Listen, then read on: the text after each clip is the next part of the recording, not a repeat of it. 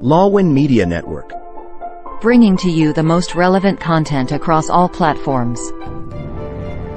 Business, legal, politics, health, lifestyle, and entertainment. Your source for all the news and updates in the greater Houston community, from Texas and all over the world. Get informed and empowered with Lawin Media Network.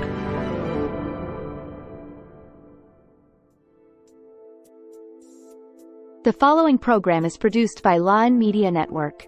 The views and opinions expressed in this program are solely those of the individuals appearing on the show and do not necessarily reflect the views and opinions of Lawin Media Network, its affiliates, sponsors, or partners. The content provided in this program is intended for informational and entertainment purposes only. Lawin Media Network does not guarantee the accuracy, completeness, or timeliness of the information.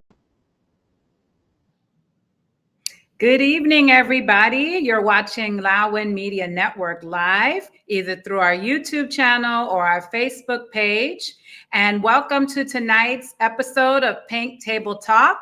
This is our 5th episode, and I'm your host, Dr. Carly D. I'm a doctorally prepared nurse, educator, mentor, advocate, mother, and a domestic violence survivor.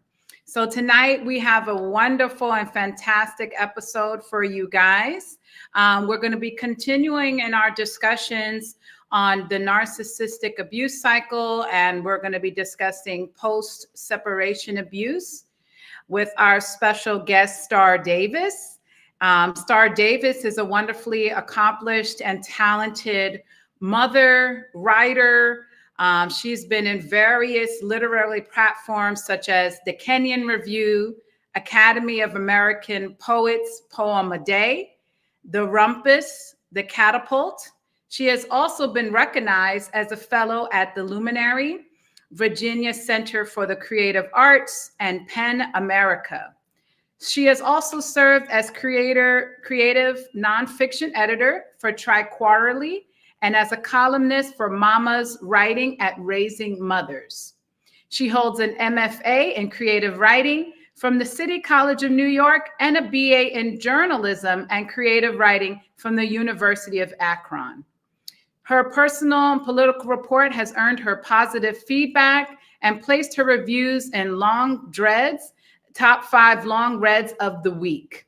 Her captivating storytelling has covered on podcasts such as What You Didn't Expect in Fertility, Pregnancy, and Birth, Real Stories and Experts and Insights, and also in Truth to Power. As a domestic violence survivor, she has performed and worked with literary communities. She has been nominated for many prestigious literary awards, such as the Pushcart Prize in Poetry and Creative Nonfiction, Best of the Net, and Best American Essays. She is based out of Houston, Texas, and she is a personal friend of mine, and she actively advocates for justice and volunteers with organizations that empower women. So I am extremely excited to have Starr with us tonight. So welcome, Starr, to the show. Thank you so much. Always when I hear all these things about myself, I get so tired. Oh, no, you deserve it, and you've earned it, and you've worked hard to accomplish all these wonderful, wonderful things. So, and we're so happy to have you. So thank you so much again for coming to the show tonight. Thank you. Thank you for having me. Yes. So for our audience members at home and those watching us live, can you tell them a little bit about yourself? Yes. Like you mentioned in that wonderful intro, I'm mostly known for writing.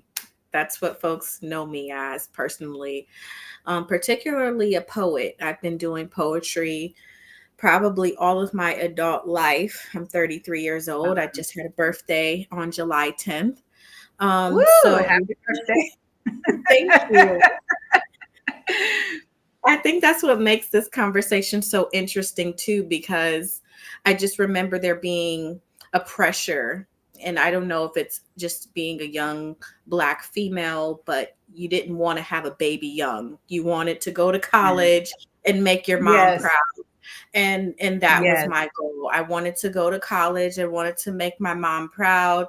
I wanted to make my family proud, and I wanted to do something that no one had done in my family yet. So setting out to be a trailblazer is not for the faint of heart. So I like to say, through my gift, I've tried to advocate, and this was before becoming a mother. I think I've always had a heart for advocacy for women and for mothers, and for children. I don't want to like exclude children, because I think I was always advocating for my inner child, even through poetry, through storytelling, through writing essays. That always felt like the entrance. It felt like the right way to go to be heard and to be taken serious. To me, books are serious. The written word is serious. If something is written down, I think years ago someone told me, if something is written down, that makes it legal. And I thought, wow, that's very powerful. So how powerful is it to legalize myself and my story every day, and make something tangible for the next generation? So. Wow, that's amazing. That's so amazing. I always consider myself a little bit of a poet, but that's back in my elementary days, just little red is blue, violet is blue. But you know, I'm not as talented as you when it comes to that, you know. That's poetry. Yes, ma'am. Yes. So you've had such an interesting career so far. And so can you tell us more about your career journey and what's brought you to this point now? Yes. The other day, someone told me that I was now considered to be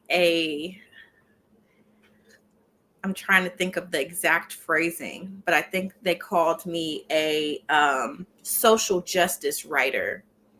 And I've never been called that ever in my writing career.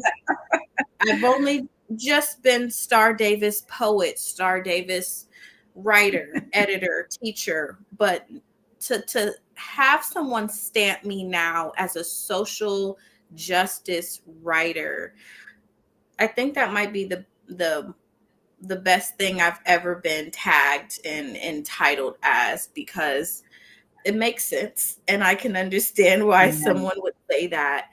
Motherhood has made me a social justice writer. Yes. Wow.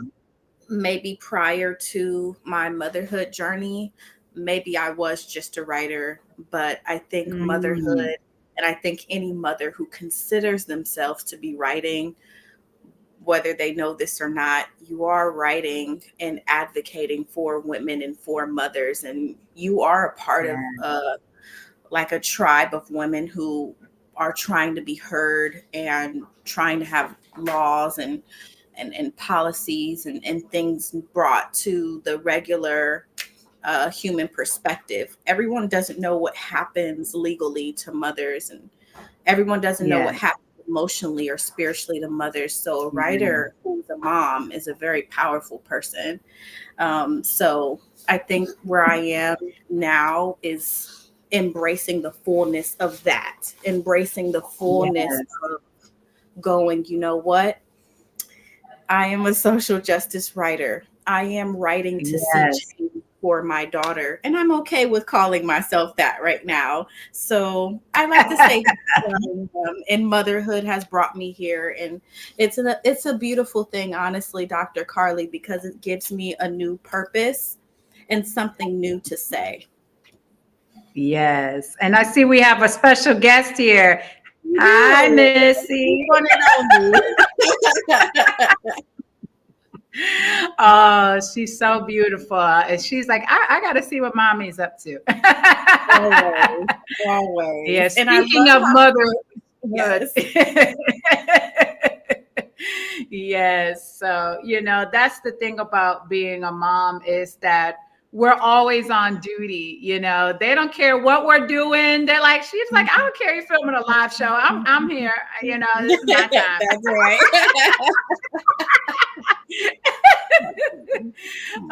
So that's so good. Yes. And so, so you've worked with some interesting companies and you've won some awards and done a lot of literary pieces. Is there any one particular literary piece that you are most proud of? Oh, yes. I would have to say it would be my first essay that I wrote after becoming a mom. And that essay went viral, and it actually jump-started me to where I am today. I see. Oh, that's wonderful. And that essay was published was published on the platform 𝓛𝓮𝓰, which was an amazing literary magazine. They're actually no longer publishing or taking literary submissions. So I kind of figure I'm honored to kind of have been within that last wing of writers who got published on that platform. So that essay was called The Funk of Poverty. And interesting. It was written while I was in custody court for my child and with my abuser. And I was facing an economic situation between survival and then fighting in court and trying to weigh the odds on what was more important, paying rent or paying an attorney. And that was kind of the basis for that essay. And I'm really proud that I was that vulnerable and brave to kind of put my financial and economic situation out there. But I also threaded a lot of intergenerational trauma into that essay. My family, I was raised on food stamps, government assistance, and even though I have 2 college degrees, and it would seem as if I wouldn't need food stamps, I wouldn't need government assistance. That is exactly where motherhood landed me. And I was kind of toggling with that and wondering, how did I end up in the same place that my mother was? Yes. Wow. It's on our second episode, we featured Sarah Galloway, and she mentioned the same thing that you're saying now. She said, she was a professional, she's a nurse. And yet when she left her abuser, also as a single mom with a small child, she too had to go into a shelter, get on public assistance. She too had to struggle, and people were looking at her like, you're too smart for that. You're a professional though. How come you're in this situation? And I think that there's a lot of judgment and stigma there. And a lot of misinformation. A lot of people don't understand that it could be a professional woman who finds themselves in that situation, especially as a single mom. You can find yourself in a situation needing to go to a shelter, needing public assistance, needing, help with your food or paying bills. It's easy for those who have a partner or for those who have a strong family support to not understand that. But there are those of us out there that don't have that support system, and we have had to go through those type of challenges. So when we come back from our break, we're going to talk about Starr's experience with leaving her abuser and what happened after that. So stay tuned, and we're going to go on break right now.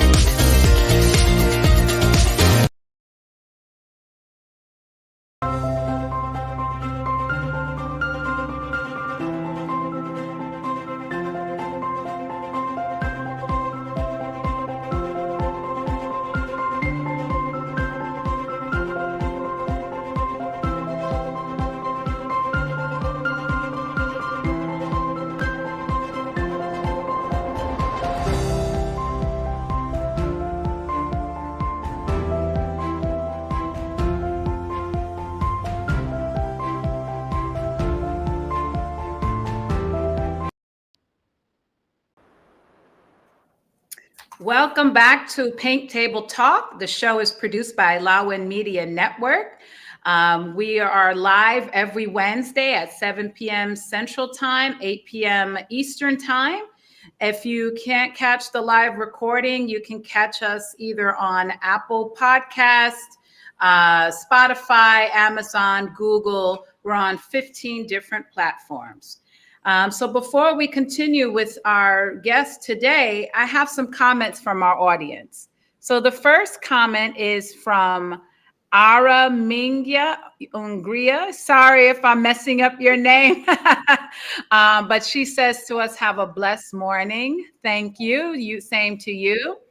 We also have a comment from Christian Toledo, who says, embracing being a social justice warrior while your child also embraces you.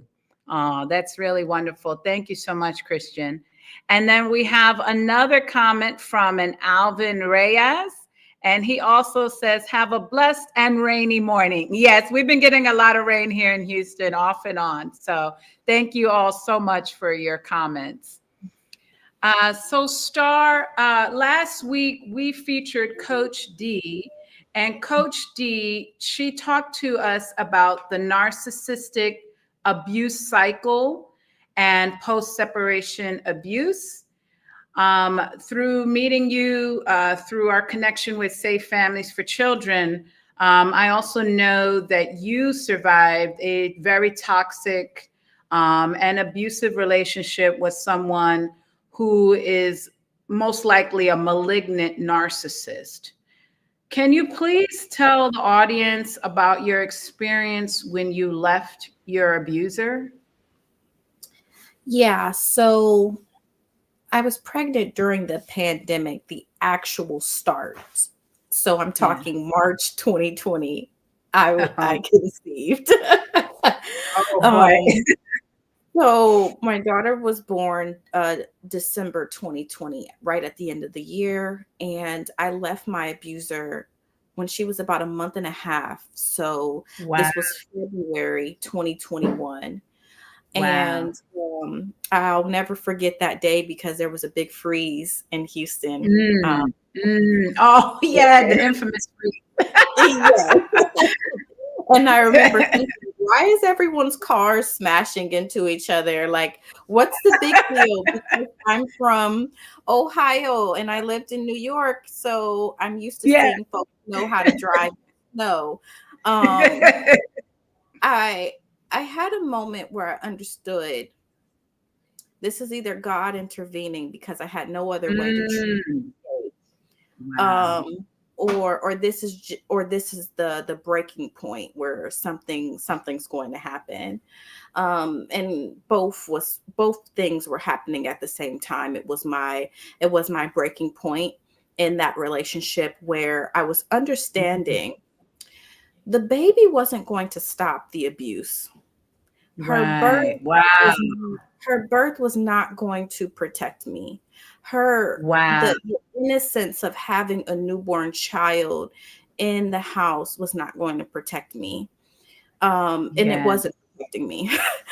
I was actually now receiving it worse than I was during my pregnancy. And I think it was because I was regaining myself. Yes, And that part. I was mobile. I'm walking around. I don't need so much help and so much assistance. I'm returning to work. I had also just won a very large fellowship, 𝓛𝓮𝓰𝓪𝓵. Things were happening for me. So I'm thinking of Rihanna doing that halftime Super Bowl show. And someone on TikTok posted about the power of a pregnant woman, kind of having that glory moment where because she's having a baby, she can have it all. And I think that was happening to me unknowingly. And I was also trying to figure out what was going on. But I was really blessed. And it was triggering that person. It was making the abuse worse. So when I left, it was in the middle of that storm. And, Mm. you know, it was between me and my things and my child. And I chose my child that day, and I left with the Mm. clothes on our backs. I left with Wow. full finished apartment and all of my possessions because he came in with nothing. So the Wow. apartment furnishings down to everything on the wall and the forks and Mm. spoons Wow. and the drawers were mine. But I Yeah. left everything behind, and I just took that diaper Mhm. bag, Yeah. my baby, and my purse with just personal documents, and I left. Yeah. And Wow. it was a very bold and scary move, but it was the best move I've ever made in my life. And his response to that was, of course, to immediately try to reach out. Mhm. He called the police, and he actually reported that we were both missing. Oh And my. um, Wow. my youngest sister actually received a call from the police in the middle of the night, and they asked if she knew where we were. And she says, yeah, they're fine. Mm. But I Yeah. knew it was the start of him kind of knowing the system better than I did, because what Mm. doing and what I was unaware he was doing was he was starting a paper trail. Oh, wow. He was starting Wow. a paper trail. He was starting to draft this iconic Mhm. story that he would get Wow. to present in front of the court that would, of course, make him the victim and me Yes. the villain. And I had no idea Mm. that is what was happening. Wow, that's something, you know. Yes. And, Coach D said that these people are very deceiving, but they're smart. And she said they know and they're paying attention, and that we often underestimate just how smart they are because, they'll play dumb. They'll play like, they don't know anything that's going on, but they know systems and they know how to play the systems well. Oh, So, yes. Yes. yes, And yes. I was at a disadvantage because not only Mm, did I just have a baby, but I was yeah, experiencing postpartum depression, and I yeah. was in fear. And fear Mm, doesn't just leave you when you had a child. You know, right. fear was all over me. I put it on every day. And um, Wow. I feel bad to admit this, but there were women and men in my life who were giving me excuses and also encouraging me Mhm. to embrace that fear. There Mm, were just mhm. women in my life who were telling me, "Oh, we've all had a crazy baby daddy. We've all been Oh. there. It's all right." And it was just like, "Oh, okay. So now I'm kind of getting a pass to walk through life fearful and be okay with it, because Mm, I've had 10 wow. other women tell me, "Oh, we've all been there. It's all right." Yes. Um, Yes. Yes. It's become normalized, yes, you highly know? Yeah. normalized. Yeah, And it's unhealthy. Yeah. very, very. And I think we spend too much time as women justifying um, emotions that are just not going to serve us in the long run. So it took me Yes. 2 years for an attorney to finally tell me the number one fault of my domestic violence clients is that they let fear stay in the driver's seat. And Wow. they learn to play defense instead of offense. Mhm. And Yes, yeah, um, it's so true. Fear was my driver. I allowed it to be my driver, and mhm. it took a while to break free from that mentality. Wow, wow. Yeah, Well, you also had a reason to be in fear.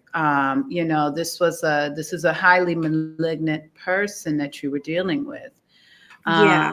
Can you tell us about what happened once you were gone? What happened legally? So once I got myself established in another state, I was served with a petition from Texas for custody.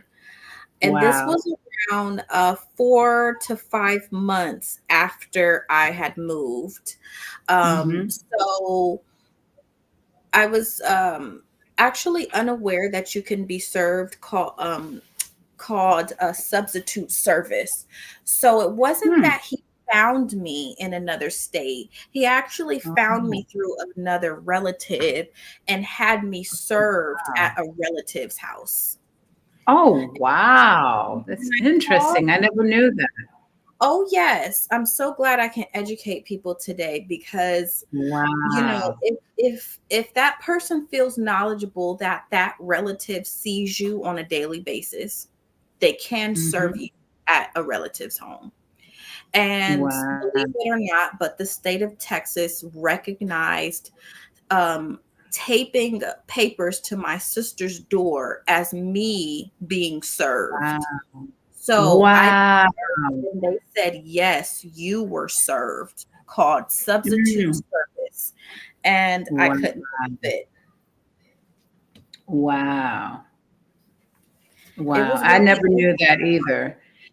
it was Yeah. really hard to, in the midst of my mothering, go, oh, I need to learn Yes. the legal system. I need to learn the law. Yes. It's true though, and even through the past few years, going on 6 years that I've been dealing with this, I realized that we do have to learn about the laws when it comes to children in custody. I think we are at a disadvantage when we are knowledgeable. We don't have enough knowledge about the system. Because, even today, just learning about this substitute service, I didn't know that either.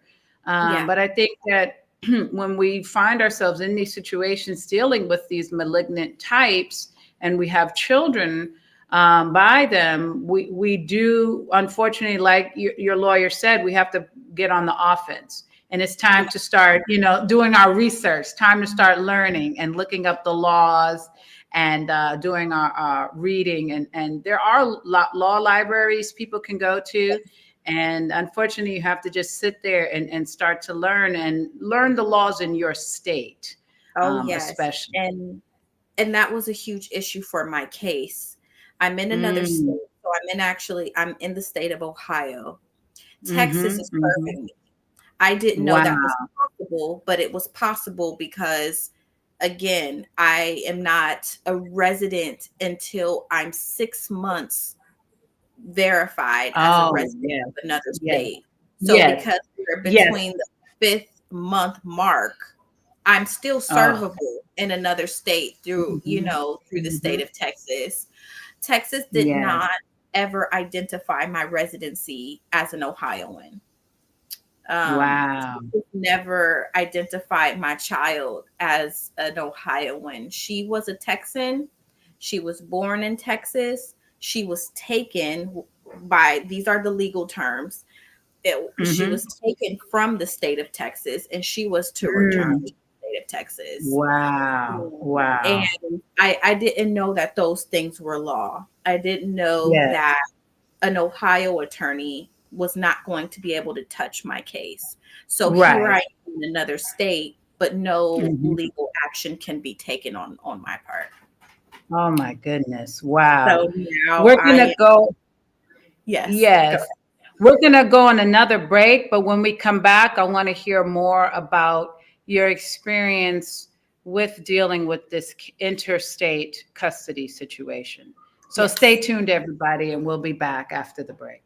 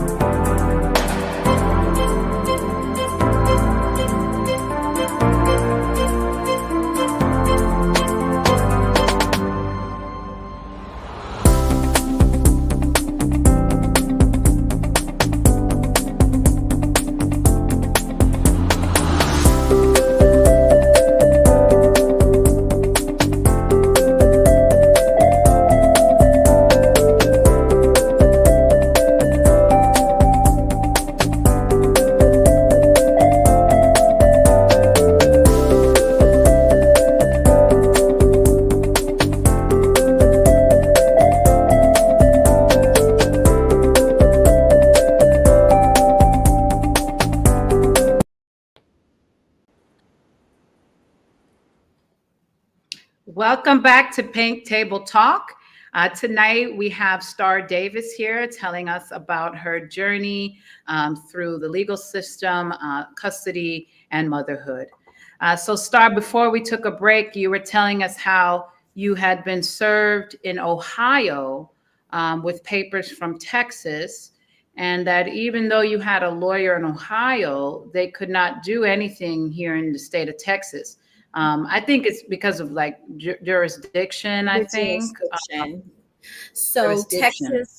Texas took that jurisdiction. So Wow. once Texas said, "Hey, this is our case. Mhm. We're going to take it. We believe it's a Texas issue." Ohio was hands off. No legal Mm. action could be taken in the state of Ohio, regardless of the rental lease we're on, the job I had, the Yeah. the driver's license I got, the car, and Mhm. her being enrolled in daycare. None of that mattered. None of that mattered. Wow. Wow. Yeah. Wow. So about 8 months after leaving my abuser, I was forced by law, by the family court Wow. system, after trial, to Mm. return to the state of Texas in Wow. 30 days. Oh, My daughter was 9 months. She was just learning how to walk. And oh, we had also both been diagnosed with COVID-19, oh, wow. but we're ordered by a judge to return to the state of Texas in 30 days. And Wow. Unbelievable. it was a really hard time for me to process that I'm a new mom, but Yes. by law, someone Mm. is convicting me of already doing something wrong. So if I Yeah. hadn't already had mom guilt, I definitely had it then, because a Yes. legal action just makes you feel like you're guilty of something. And even when you Yes. know you're not wrong, and in my heart, I knew I'm not wrong for leaving an abusive person. I'm Right. not wrong for picking up and taking my child to safety. I can't be wrong for Yeah. these things. So in my heart, I knew I Right. wasn't wrong, but there's an entity that felt way bigger than me that said you're wrong. Wow. Wow. Wow. Were they aware that he was abusive towards you? It came down to the lack of police reporting, and it came down to my Mm. lack of evidence to prove that he had been abusive. I had some text messages. I had a photograph of a bruise he left on my arm during my pregnancy, and I had about 10 witness statements. And I thought maybe this would be enough, but it turns out none of it was enough to actually stick. And Yeah. a lawyer also told me domestic violence is really hard to prove. Yes, yes. Unfortunately, that's something that I too have learned is that without like enough police reports, unfortunately, the courts don't really take domestic violence seriously. And the bad thing is many victims don't report the abuse. There's many times, many incidents where they're scared to call the police, Mhm. or because they know the abuse will get worse. First of all, if they call the police and report the abuser. Also, some of them don't have anywhere else to go. They don't want to go to shelter out of fear and shame. So there is a lack of police evidence when it comes to proving domestic violence. So we have a comment in the audience. I'm going to go to that. This is from Brian Wong. He says, what are the most common challenges individuals face when navigating legal abuse after separation? And what resources in Houston or in Harris County in general are available to support them? Wow, that's a really great question, Brian. I'll have Starr tackle this question for us. Yeah, legal abuse is, I think, something that hasn't been discovered fully yet. Yes. Um, I don't think there's been a separation or a actual clause where someone's going, "Oh, this person's being legally abused right now." Yes. I think that that's really hard to prove as well. But what I say, Yes. what my common challenge was, at least, was not playing the victim role. That other person is playing victim. So two Yes. people who want to play victim, is it makes you both look a little irresponsible, and it makes you both look like you don't truly care for the child. Yes. So I had to come out of the mindset that I am the battered mother. I am the mother that Mm. the judge should have sympathy for. Like, I had to kind of rise to a different occasion of self and Mm. go, let Wow. me show the judge I am just a good mother, and that Yeah. my focus is on the child and that person's focus is on being a victim. That's not my focus. Mm. So that is a Yes. huge challenge. Yes, you're the victim. Yes, you are under legal abuse, but you kind of can't portray yourself that way. You have to be the bigger person. And I think the resources, at least that helped me in Houston, I think the center is called Aveda. I reached out Oh, to them.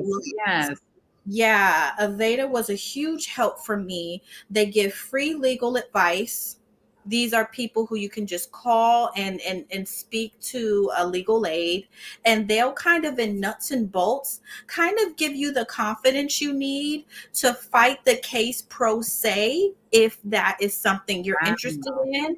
Or you can Mm. also apply to have one of their legal attorneys take on your case. Of course, that's a huge wait list, and there has to be Yeah. some eligibility requirements. But as far as their legal advice, it was outstanding. I had an amazing person tell me, "Mom, you're the victim, but I don't want you to walk into that court the victim."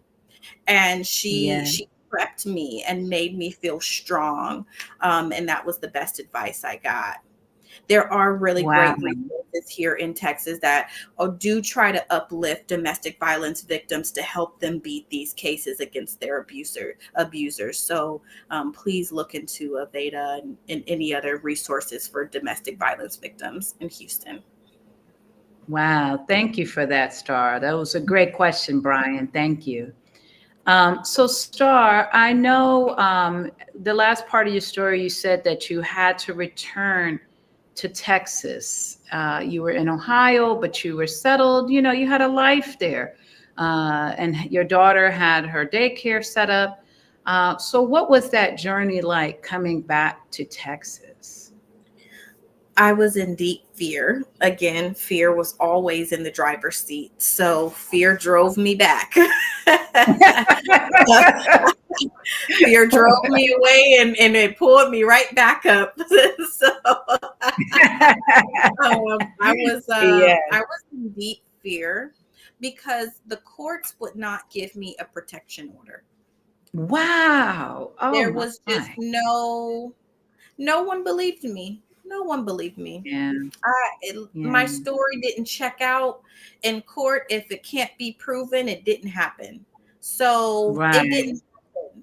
So I had to come back to Texas aware that I was going to be unprotected, but that was Wow. going to be my moment to also then get a police report.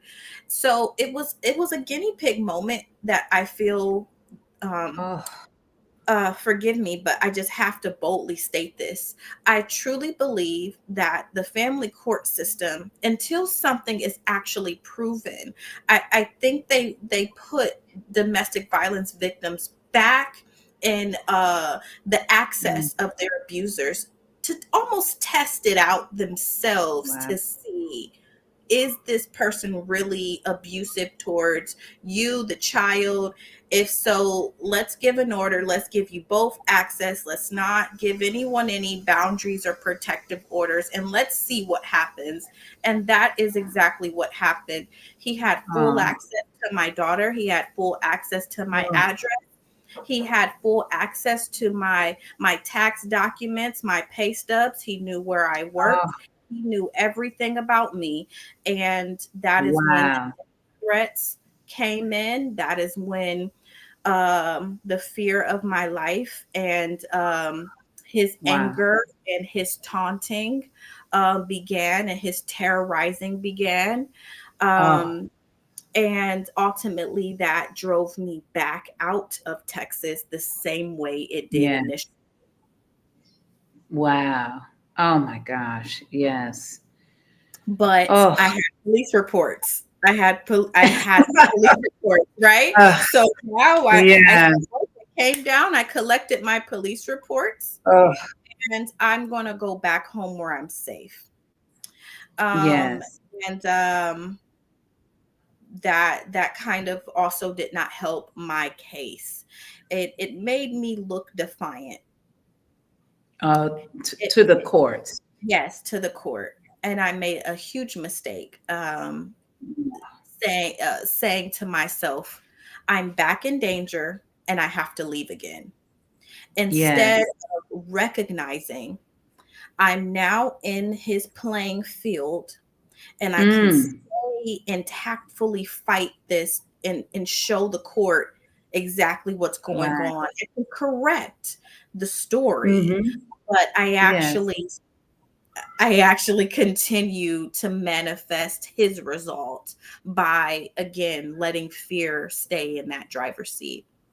Wow. Wow. We're going to take another break, but when we come back from the break, we're going to continue with this amazing story with Starr Davis. So stay tuned, everybody.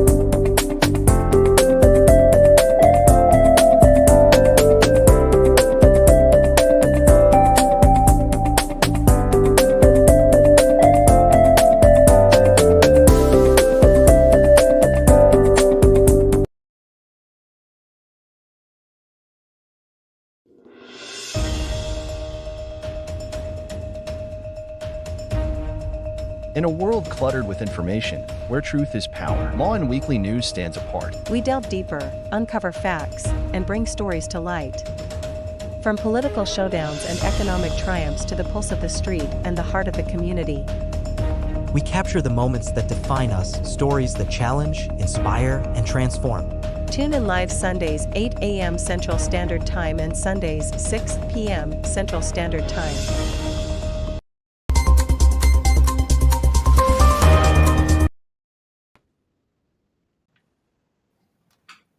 Welcome back, everybody, to Pink Table Talk. And we're here again with Starr Davis. So we're going to have her continue her story. So last year when I met you, Starr, you were not with 𝓛𝓮𝓰, your daughter. No. So can you Yeah. tell us about you? Yeah. A big part of my story, and I'm glad. Thank you for letting me kind of build the framework. Eventually, letting fear remain in the driver's seat resulted in me truly becoming the villain in my case. I was Wow. not able. I was not able to prove myself to be a good mother I just looked truly defiant before the court's eyes here in Texas. And so full custody was granted to my abuser. And my Oh, child, wow. 2022, was taken by Children's Services. And I was arrested under a charge Oh that my is called God. interference with child custody. Oh, And that's just a wow. fancy charge for meaning I am interfering with what a court has ordered over a child's life. So my child was Wow. ordered to reside with her father in Harris County, and she was not to reside with me as her primary. And so she was forcibly then taken, and I was arrested to make sure that, you know, she got to where the state believed she belonged. Mm. So Wow. yes, Carly, when we met, I was about very fresh, like a week Yeah. into losing my child, and Um, you know, I was lost and deeply yeah. depressed and sad and crushed, and you know, thank you for being such a lighthouse for me at that time, because I just remember I didn't know what else to do other than surround myself with women who knew what I was going through, or could sympathize and could help lift me back up, because I knew that I was going to get my child back somehow, some way, just a feeling, you know. Yes. Yes. and and Uh, and I'm grateful for that feeling, because I think it would have been easier for me to feel so defeated. But I don't know if it's because I had been raising my daughter on my own for 2 years, and I knew that her world and my world was so in sync. There was no yes. true separation of mother and daughter at that point. Our spirits were too intertwined. Um, Um, we had too many memories. We had um, identified too much with one another, to where I just believed in the power of our connection was just going to lead us right back to one another. And it took 11 months, Dr. Carly, but here we are. Here we are. yes. Yes. Clearly, we see her. She's popping in and out of the broadcast. So I truly believe that y'all have that in sync connection. We do. um, That is my yes. mini me. So yes. Yes. And I applaud your courage and your strength and your resilience. Going through 11 months without your daughter, knowing she was with your abuser. How did you cope during that time? I was reading a book on parenting with a narcissist. Oh, And it was one of wow. those free Kindle reads. I had to kind of go back to the way I learn best, and it is through the written word. So again, to me, if something is written down, it makes it legal, it makes it real. So Yes. I Yes. want to read real stories from real women who have had to live through these experiences. And it was a passage in that book where the writer stops and goes, "I'm going to break and pause here to say, if you are blaming yourself for picking Mm, an abuser as a parent for your yeah. child, I want to say Yeah. directly to you, you are the best thing for your child. Yes. You are Yes. their emotionally stable parent. You are their spiritual connection. You are the balance. You have not Yes. failed them." And I just wept at that passage. Oh, And I wow. needed to hear that, because I had to consistently tell myself, she's going to make it through this. She's Yeah. going to make it through. Oh, That's wow. my daughter. She has emotional stability. She has spiritual discernment. She's wise. She's got this. If I got it, she's got it.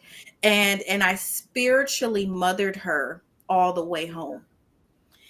Yeah. And and that's how I kind of like to think about it. I spiritually warred for her until she was back in my arms again. And Yes. that scripture, pray without ceasing, is such Yes.